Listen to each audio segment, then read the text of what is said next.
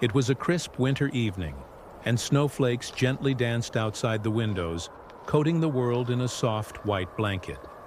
Inside, the family gathered around the glowing fireplace, the warmth of the fire wrapping around them like a cozy blanket.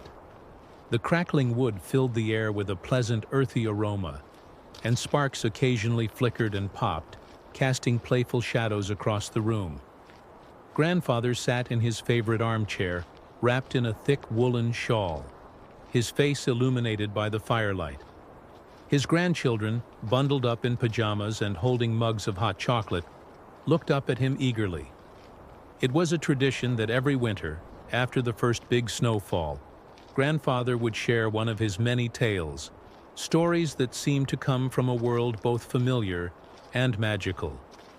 "Tonight," he began, his voice deep and warm, "I'll tell you about the winter I spent in the mountains as a young man, where I met the most remarkable fox." The children leaned in, eyes wide. "It was a winter much like this one," he said, "and I was up in the mountains, helping a friend build his cabin before the real cold set in. We were isolated from the town, surrounded by snow-covered trees and endless silence. One evening, as I was gathering firewood, I noticed a flash of red fur darting between the trees. A fox, small and swift, with the brightest eyes I'd ever seen."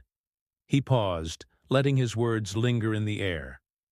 Every evening, just as the sun dipped below the mountains, that fox would appear.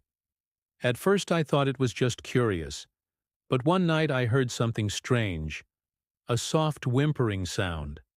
Following it, I found the fox, its paw caught in a hunter's old trap.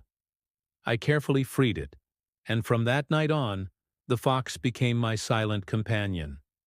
It would sit nearby as I worked, watching me with those clever eyes.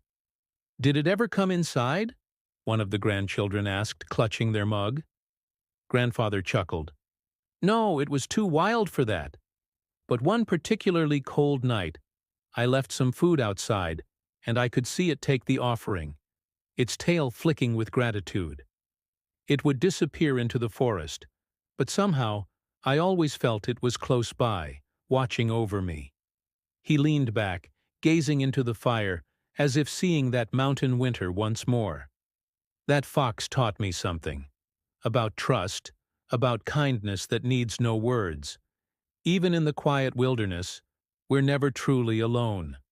As he finished, the room was silent, the fire casting a gentle glow on the family. The children snuggled closer, their imaginations filled with snowy mountains and watchful foxes, warmed by the love and warmth that surrounded them, inside and out.